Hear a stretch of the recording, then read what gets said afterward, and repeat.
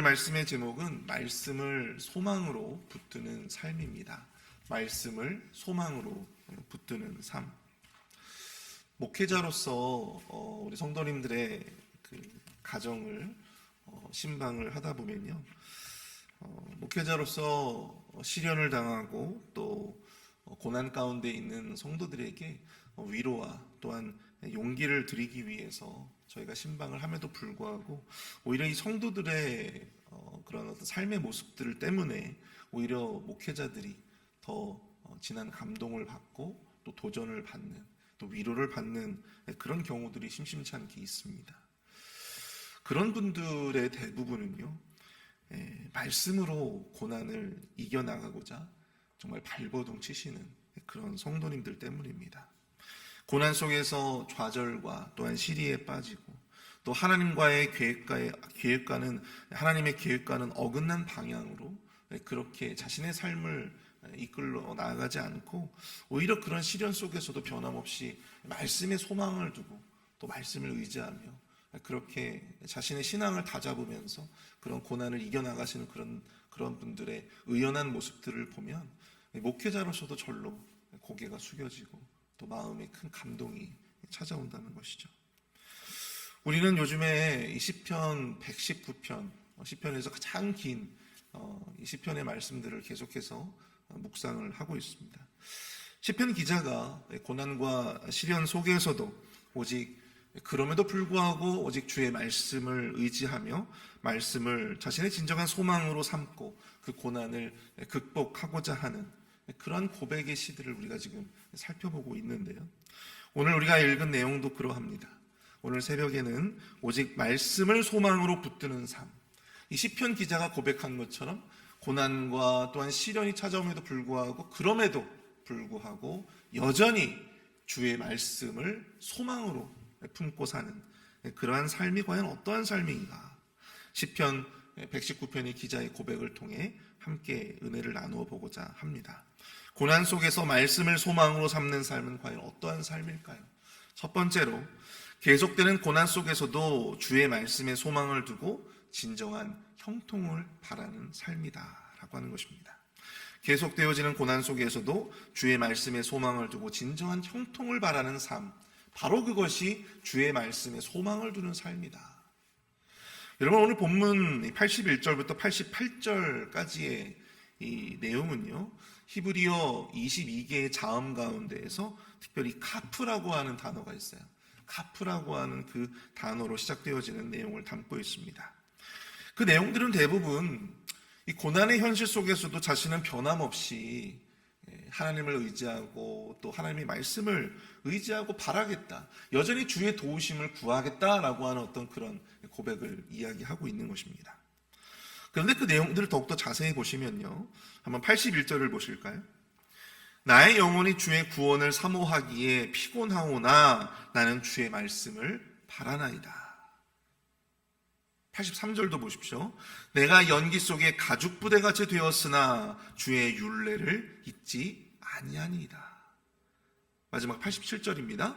그들이 나를 세상에서 거의 멸하였으나 나는 주의 법도를 버리지 아니하였사오니. 여러분, 이 세 개의 구절들의 내용들을, 이 형식을 여러분들이 자세히 한번 보시기 바랍니다.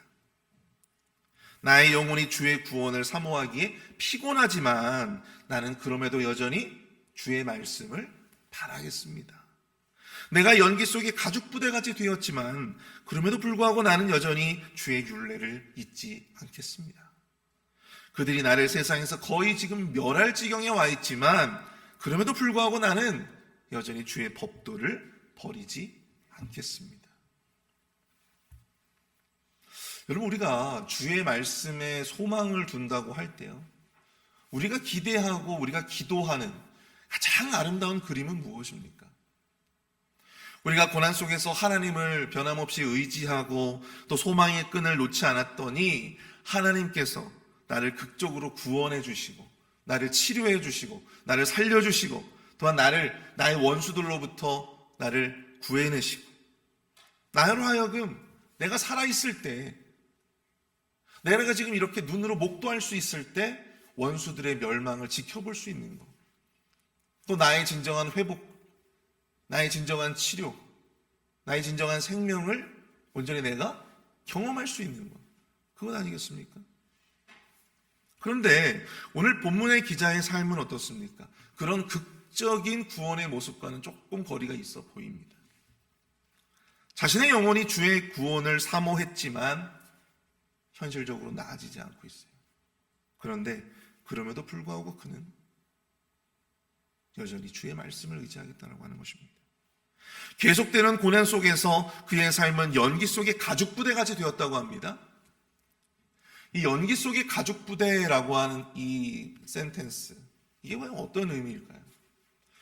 여러분, 당시에 이스라엘 사람들이 가죽 부대, 동물의 가죽을 이용해 가지고 우유라든지 또 뭐 포도주를 담는 그러한 부대를 만들었는데요. 이 사람들이 이것을 보통 장막의 벽에다가 이렇게 걸어 놓았다고 합니다. 근데 여러분, 이스라엘 백성들이 장막에서 불을 피우잖아요. 그럼 막 연기가 발생한단 말이에요. 근데 그 연기로 인해서 이 가죽 부대가 점점 시간이 흘러갈수록 이게 검게 그을리고 말라 비틀어져 가지고 쓸모가 없게 되어져 버린다라고 하는 것입니다. 이걸 계속해서 영원히 쓸 수가 있는 게 아니라는 것이죠. 지금 바로 자신의 지금 상태가 그렇다는 것입니다. 말라 비틀어져 가지고 연기로 인해서 말라 비틀어진 가죽 부대 같이 아무런 이 쓸모가 없는 그런 지경에 놓여져 있는 자신의 인생이, 자신의 삶이 가죽 부대 같이 되어 버렸다라고 하는 것이죠. 그럼에도 그는 여전히 주의 율례를 지키고 바라겠다는 것입니다. 나의 원수들을 심판해달라고 하나님 앞에 간구하고 또 간구하지만 원수들은 오히려 시편 기자를 거의 멸할 지경에, 웅덩이를 파고 또한 거의 그 시편의 기자를 지금 멸할 지경에 이르고 말았습니다. 말 그대로 소망이 없는 그런 지금 상황인 거죠. 근데 참 신기한 것은 그럼에도 불구하고 시편 기자는요, 원망에는 한탄을 하지 않습니다. 그럼에도 그는 여전히 주의 말씀을 신뢰하며 여전히 주의 말씀이 성취되기를 인내하며 기다리고 있다고 하는 것이죠.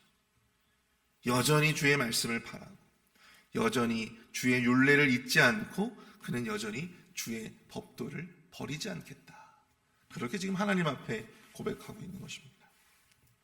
바로 이것이야말로 말씀을 소망으로 삼고 사는 사람의 전형적인 삶의 모습이 아닐까 생각을 해봅니다. 사랑하는 성도 여러분, 아이러니하게도요, 우리는 삶의 고난 때문에 사실 주님을 찾고 주님을 구하고 바라지만 또 이 삶의 고난 때문에 주님을 버리기도 합니다. 신앙을 버리기도 해요. 왜 그렇습니까?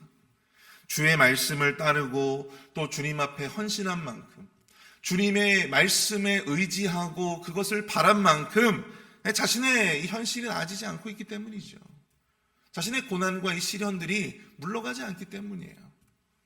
여전히 나는 고통스럽고 여전히 나의 삶은 전혀 변화가 나타나지 않는, 바로 그 속에서 우리는 좌절하고 자괴감을 갖지 않습니까? 아무런 변화가 없는 현실을 보며 우리는 신앙을 타협하고 말씀을 소망으로 삼는 삶을 스스로 포기해버린다고 하는 것입니다.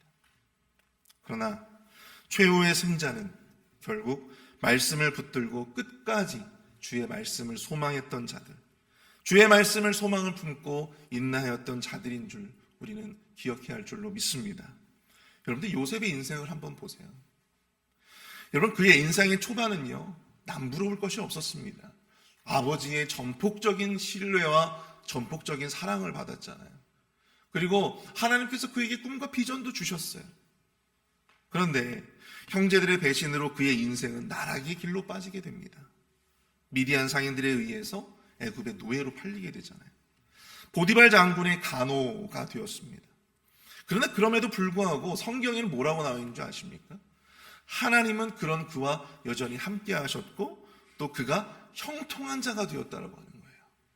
형통한 자가 되었다. 여러분, 이걸 생각해 본다면 형통이 얼마나 무서운 일인가. 하나님의 그 형통하심의 복을 입은 자가 이렇게 노예로 살면서 이렇게 나락의 길로 걸어간다면 여러분, 누가 형통한 삶을 꿈꾸겠습니까? 그러나 하나님이 함께 하시고 형통한 자가 된 요셉의 삶이 여러분 현실적으로 나아졌어요? 그렇지 않아요. 그는 보디발 장군의 가정 총무가 되었지만 이내 이 보디발 장군의 아내의 눈에 들어서 그녀의 유혹을 받게 되었습니다. 그러나 그는 어린 시절에 자신의 누이였던 디나가 세겜성의 세겜이라는 자에게 강간을 당하고 결국에 그 일로 말미암아서 세겜성의 남자들이 다 어떻게 되었어요? 다 자신의 형제들로부터 도륙을 당하게 되었습니다. 여러분, 그는 어렸을 때부터 목도했어요. 이 성적인 범죄가 얼마나 큰 잔혹한, 이 참혹한 이 결과로 이어지게 되는지를 그는 누구보다도 잘 알고 있었습니다. 그래서 이 보디발의 여주인의 그 유혹을 뿌리쳤어요. 그랬더니 어땠습니까? 오히려 그 여주인은 자신을 강간하려고 했다며, 자신을 희롱하려고 했다면서 그를 강간 미수범으로 그렇게 몰게 되죠. 결국 그가 아무 잘못 없이 애굽의 감옥에 지금 갇히게 되는 것입니다. 그런데 참 신기하게도, 아이러니하게도 하나님은 그 감옥 안에서 성경이 뭐라고 기록되어져 있냐면 여전히 요셉과 함께 하셨고 또 요셉을 형통하게 하셨다. 그렇게 성경은 또한 기록하고 있다는 것이죠. 아니, 지금 나아진 게 뭐가 있습니까? 형통하셨다면, 또한 하나님이 그와 함께 하셨다면 그가 그 애굽에서 그렇게 고생하지 않고 노예로 전락하지 않고 그렇게 억울한 강간 미수범이 되지 아니하고 그가 집으로 돌아가거나 아니면 형제들 다시 아버지를 만나거나 하는 그런 그림이 그려져야 되는 게 맞는 게 아니겠어요? 그럼 두 번 형통했다가는 인생이 지금 도둑날 지경입니다. 사랑하는 성도 여러분,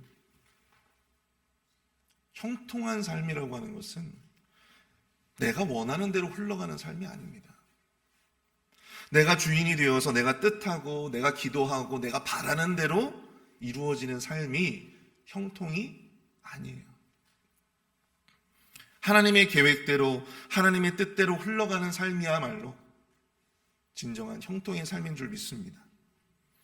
비록 그것이 나에게 고난이 되고 현상적으로 그것이 나에게 고난이 되어지고 또한 그것이 시련의 연속이라 할지라도 나를 통하여 이루실 하나님의 계획대로 하나님이 나를 이끌어가고 계시다면 여러분, 그러한 삶이야말로 진정한 형통의 삶인 줄 믿습니다. 우리가 바라고 우리가 기대해야 되는 것은 바로 여기에 있다라고 하는 것이죠. 오늘 이 시편 기자가 소망하는 것이 무엇입니까? 그는 왜 말씀을 소망을 두고 아무런 변화가 느껴지지 않는 자신의 삶 속에서 여전히 그 주의 말씀을 포기하지 아니하고 여전히 주의 말씀을 내가 버리지 않을 것이며 내가 여전히 주의 말씀을 앙망하고 바라고 내가 주의 말씀을 따르겠다 이야기합니까? 바로 그것이야말로 진정한 형통의 삶이기 때문에 그런 거예요. 자신이 소원하고 바라는 대로의 삶이 아니라 하나님께서 계획하시고 나를 통해서 이루고자 하시는 그 삶이 진정으로 나에게도 내 인생에도 형통한 삶이라고 하는 사실을 그는 누구보다도 잘 알고 깨닫고 있었다라고 하는 것이죠. 바로 이것이야말로 진정으로 말씀을 소망으로 품고 사는 삶의 모습인 줄 믿습니다. 아무리 기도해도 아무리 말씀을 의지하여 인내해보려 해도 여전히 원수는 나를 멸하려 들고 여전히 내 현실은 바뀌지 않을 때 우리는 이 모든 것이 의미 없고 이 모든 신앙의 행위들이 이 모든 기도가 이 모든 간구가 다 덧없고 다 의미 없다라고 생각되어질 때가 있잖아요. 없으십니까? 여러분, 이게 뭐가 다 이게 의미가 있는가? 이런 생각이 들어 다 내려놓고 싶잖아요. 포기하고 싶잖아요. 말씀의 회의가 들고 신앙의 회의가 들죠. 이게 교회야? 이게 신앙생활이야? 그러나 여러분, 그때마다 무엇이 진정한 형통인가를 여러분들 꼭 기억해 보시길 바랍니다. 무엇이 진정으로 내 삶에, 내 이 현재의 내 이 삶에 무엇이 필요한지를 여러분들 꼭 묵상해 보시길 바랍니다. 사랑하는 성도 여러분, 하나님은 말씀의 회의가 들고 신앙의 회의가 되는 우리의 순간에도 여전히 우리와 함께 해 주십니다. 우리를 위한 형통의 복을 주님은 준비해 주고 계십니다. 포기하고 싶은 순간에 그럼에도 여전히 나는 주의 말씀을 신뢰하겠습니다. 포기하고 싶은 그 순간에 나는 여전히 주의 말씀을 포기하지 않겠습니다. 그럼에도 여전히 나는 주의 말씀에 소망을 두겠습니다. 라고 하는 이 고백이 저와 여러분들의 고백이 되실 수 있기를 축복합니다. 우리 두 번째로 계속되어지는 고난 속에서도 무엇이 주의 말씀에 소망을 두는 삶이냐? 주의 말씀이 가지는 영원한 질서를 바라보는 삶이에요. 주의 말씀이 가지는 영원한 질서를 바라보는 삶. 오늘 본문 89절부터 96절까지의 내용은요, 이 히브리어 자음 22개 중에서 특별히 라멧이라고 하는 단어로 시작되어지는 시들을 담고 있습니다. 우리 89절부터 91절까지의 말씀을 보시면, 여호와여 주의 말씀은 영원히 하늘에 굳게 섰사오며 주의 성실하심은 대대에 이르나이다. 주께서 땅을 세우셨으므로 땅이 항상 있사오니 천지가 주의 규례들대로 오늘까지 있음은 만물이 주의 종이 된 까닭이니이다. 아멘. 오늘 보면 89절부터 91절까지 내용을 보시면 주의 말씀이 가지는 영원성에 대해서 이야기하고 있어요. 주의 말씀이 가지는 다양한 속성들이 있죠. 그런데 그 가운데서도 주의 말씀이 가지는 영원성, 주의 말씀은 영원하다. 주의 말씀이 영원히 하늘에 굳게 섰고 주의 성실하심은 대대에 이르고 주님께서 세우신 천지는 주의 말씀대로 항상 있고 그 규례도 오늘까지 존재한다라고 하는 것입니다. 자, 여기서의 영원이라고 하는 것은요, 우리가 단지 그저 어떤 시간적인 개념으로만 이해할 수 있어요. 그런데 여러분, 이것은요, 시간적인 개념뿐만 아니라 공간적인 개념도 이야기하고 있다라고 하는 것입니다. 즉 하나님의 말씀은 시간의 한계나 또한 그 안에 가두어둘 수가 없고요. 또 하나님의 말씀은 어떤 지역이나 어떤 공간의 한계에도 가두어둘 수 없다라고 하는 것입니다. 그 어떤 누구도, 그 어떠한 세력도 주의 말씀이 가지는 이런 초월적인 영원성의 성격을 범접할 수 없다라고 하는 것이죠.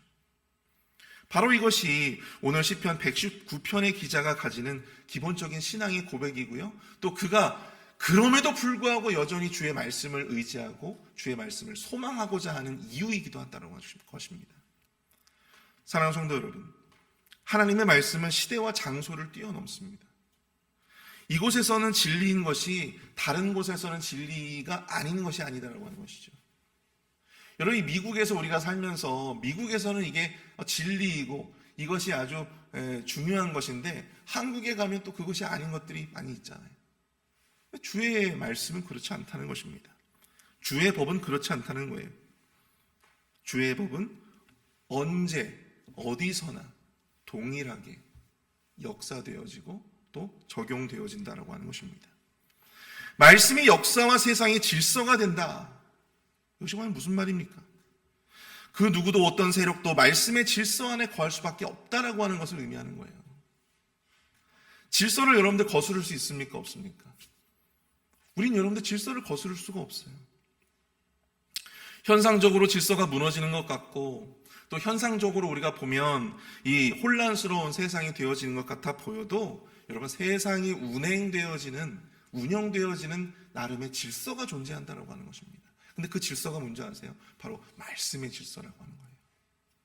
우리 하나님께서 세상을 운행하시고 또 세상을 섭리하실 때 하나님이 무질서하게 아무런 계획 없이 또 아무런 뜻 없이 방향 없이 그렇게 세상을 운행하시는 것이 아니라는 것이죠. 말씀의 질서대로 온전히 세상을 운행하십니다. 그렇기 때문에 우리 눈에는 뭔가 이 세상이 잘못 돌아가는 것 같고 뭔가 혼란스러운 듯 보여도 언젠가는 그 질서가 다시 제자리를 잡아갈 때가 온다라고 하는 사실입니다. 그렇기 때문에 오늘도 이 시편의 기자는요, 악인들의 공격에도 또 세상의 혼란에도 겸허히 주의 말씀에 소망을 두고 하루하루를 견디고 살겠다. 그렇게 지금 고백을 하고 있는 것입니다. 결국 주의 말씀만이 세상을 다스리는 진정한 질서이기 때문이에요. 영원한 질서이기 때문입니다. 얼마 전에 이 미국의 최고의 투자회사라고 일컬어지는 이 버크셔 해서웨이의 회장 겸 CEO인 이 워렌 버핏, 여러분 워렌 버핏 많이 들어보셨죠? 이 워렌 버핏이 60년 만에 이제 은퇴를 하겠다고 선언을 했습니다. 세계에서 세 번째로 부자래요. 그런데 그가 나이가 보니까 94세예요. 94세 올해로. 나이가 가진 한계를 끝까지 이제 안고 갈 수 없었겠죠. 근데 여러분, 그가 했던 수많은 이 투자의 원칙, 투자의 어떤 그 진리와도 같았던 많은 이야기들을 그가 쏟아냈어요. 살면서. 근데 그 중에 대표적인 게 뭐냐면, 미국에 태어난 것이 여러분들에게는 기회입니다. 미국 사람으로 사는 것이 여러분들에게는 기회입니다. 그러면서 하는 말이 뭔지 아십니까? 미국에 투자하십시오. 미국에 투자하세요. 의심하지 말고 미국에 투자하십시오. 그가 한 말이었어요. 여러분, 아무리 지금 미국이 뭐 디폴트 위기다, 뭐 지금 재정 적자가 지금 막 엄청나다, 뭐 경제가 어렵다 하지만요, 여러분, 미국은 미국이에요. 미국은 미국입니다. 여러분, 달러를 누가 찍어내요? 미국이 찍어내잖아요. 세계 경제의 질서, 세계 경제의 축이 어디예요? 달러를 찍어내는 미국이라는 얘기예요. 미국이 망할 수 있습니까? 없습니까? 미국은 절대 망할 수가 없는 나라예요. 그렇기 때문에 이 워렌 버핏이라고 하는 그 지혜자는 미국에 투자해라. 그래서 미국에 투자해야 되는 거예요. 미국이 세계 경제의 질서이기 때문입니다. 아무리 미국 경제가 어려워지는 것 같고 지금 막 뭐 중국이 지금 막 뭐 부흥하고 아무리 떠들어대도 여러분, 미국을 이길 수는 없는 거예요. 그러므로 우리가 아무리 힘들어도 미국에 투자해야 되는 것이죠. 사랑하는 성도 여러분, 세계 경제의 질서의 축이 미국이듯이 세상의 질서의 축, 세상이 운행되어지고 있는 그 모든 질서의 축이 누구십니까? 바로 여호와 하나님이세요. 주의 말씀이 영원하시고 주의 말씀이 세상을 다스리고 운행하는 질서의 축이 된다는 거예요. 여러분, 하나님, 그 하나님을 따르면, 그 주의 말씀을 온전히 쫓아간다면 망하지 않아요. 망하는 듯 보여도 결코 망하지 않는다는 건 사실입니다. 언젠가는 제자리를 찾아갈 거예요. 그래서 우리는 우리의 인생을 미국이 아니라 어디에 투자해야 된다고요? 하나님께 투자해야 되는 거예요. 주의 말씀에 투자해야 되는 거예요. 이사야서 40장 8절입니다. 풀은 마르고 꽃은 시드나 우리 하나님의 말씀은 영원히 서리라 하라. 풀은 마르고 꽃은 시들지만, 세상은 변하고 세상은 부침을 경험하지만, 그럼에도 하나님의 말씀은, 하나님의 말씀의 질서는 영원히 세상을 통치하시고 다스리신다. 마태복음 24장 35절, 천지는 없어질지언정 내 말은 없어지지 아니하리라. 사랑하는 성도 여러분, 주님의 말씀이야말로 변하지 않은 진리이고 망하지 않은 질서인 줄 믿습니다. 여러분들의 인생을, 여러분들의 삶을 다른 것에 소망을 두지 마시고 오직 하나님과 주의 말씀에 소망을 두시고, 지금의 이 고난과 시련이 여러분들의 삶에 큰 마음의 압박으로 다가오더라도 여러분, 변치 않고 하나님만을, 하나님의 말씀만을 소망을 두고 바라고 또 의지하시는 저와 여러분들이 되실 수 있기를 축복합니다. 여러분, 그럴 때 하나님께서 반드시 책임져 주실 줄 믿습니다. 우리 시간 함께 기도하실 때 우리 계속되어지는 고난 속에서, 기도해도 전혀 나아지지 않은 현실 속에서, 그럼에도 불구하고 변함없이 주의 말씀에 소망을 두는 인생이 되게 하여 주시옵소서. 무엇이 진정한 형통한 삶인지를 우리로 하여금 깨닫게 하여 주시고, 주의 말씀이 가지는 영원한 질서를 깨닫고 언젠가는 제자리를 찾아갈 것이고 언젠가는 다시 회복시켜 주실 주님의 뜻을 바라보게 하여 주시옵소서. 함께 기도하도록 하겠습니다.